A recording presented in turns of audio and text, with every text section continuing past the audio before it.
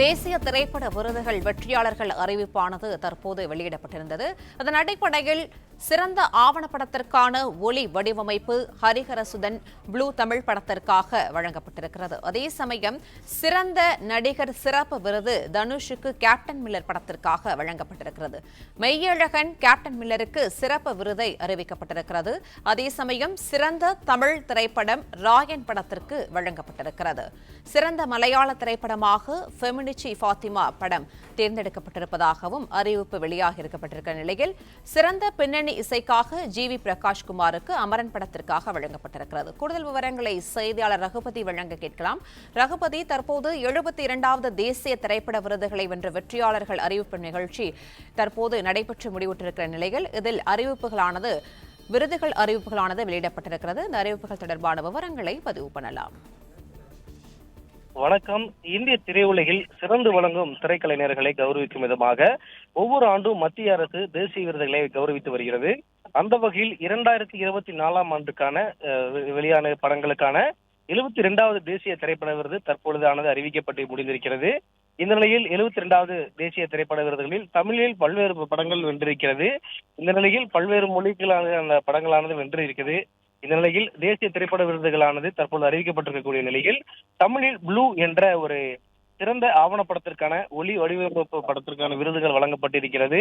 ஹரிஹரசுதன் என்பவர் அந்த ஒலி வடிவமைப்புக்கான விருதை வென்றிருக்கிறார். அதே போல சிறந்த அனிமேஷன் திரைப்படத்திற்கான விருதை டச் ஏ வாட்டர் என இருக்கக்கூடிய அந்த திரைப்படத்துக்கும் வழங்கப்பட்டிருக்கிறது. அதே போல தமிழில் பிரேம்குமார் இயக்கி கார்த்தி நடித்திருந்த அந்த மெய்யழகன் என்ற திரைப்படம் சிறந்த ஒலிக்கலவைக்கான சிறப்பு விருதையும் அறிவிக்கப்பட்டிருக்கிறது. அதே போல் சிறந்த நடிகர் சிறப்பு விருதுக்கான தேர்வில் நடிகர் தனுஷ் கேப்டன் மில்லர் படத்திற்காக தற்போது அறிவிக்கப்பட்டிருக்கிறது. அதே போல மெய்யழகனுக்கான சிறப்பு விருதுமே சிறந்த சிறப்பு விருதுக்கான ஒரு அறிவிப்பும் வெளியிடப்பட்டிருக்கிறது. அதே போல சிறந்த தெலுங்கு படத்துக்கான அறிவிப்பில் கமிட்டி குருளு அப்படின்ற திரைப்படத்திற்குமே அறிவிக்கப்பட்டிருக்கிறது. அதே போல் சிறந்த தமிழ் படம் ராயன் திரைப்படம், அதாவது தனுஷ் நடிக்கு இயக்கிய படமான ராயன் திரைப்படத்திற்கு சிறந்த தமிழ் திரைப்படத்திற்கான விருதானது கிடைக்கப்பட்டிருக்கிறது.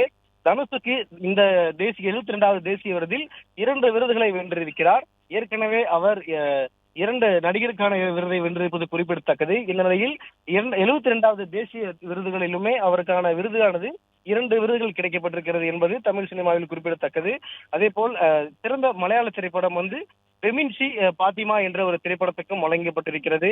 அதே போல் சிறந்த கன்னட திரைப்படம் மித்யா என்ற திரைப்படத்திற்கும் வழங்கப்பட்டிருக்கிறது. சிறந்த ஹிந்தி திரைப்படத்திற்கான பிரிவில் ஸ்ரீகாந்த் என்ற ஒரு படமும் தேர்வாகி இருக்கிறது. அதே போல தமிழில் சிறந்த சண்டை பயிற்சியாளர் அனல் அரசுக்கு வழங்கப்பட்டிருக்கிறது. அதாவது மகாராஜா திரைப்படத்திற்காக சிறந்த சண்டை பயிற்சியாளர் என்ற விருதை தேசிய விருது தற்பொழுது கிடைத்திருக்கிறது. அதே போல் சிறந்த பின்னணிக்கான இசையை ஜி.வி. பிரகாஷ் மீண்டும் வென்றிருக்கிறார். 2071ஆம் ஆண்டு வழங்கப்பட்ட தேசிய விருதில் அவர் வாத்தி திரைப்படத்திற்காக தேசிய விருது வென்றது குறிப்பிடத்தக்கது. பிளே ஸ்டோர் மற்றும் ஆப் ஸ்டோரில் இருந்து பாலிமர் செயலியை QR கோடு மூலம் பதிவிறக்கம் செய்யுங்கள். செய்திகளை உடனுக்குடன் பெறுங்கள்.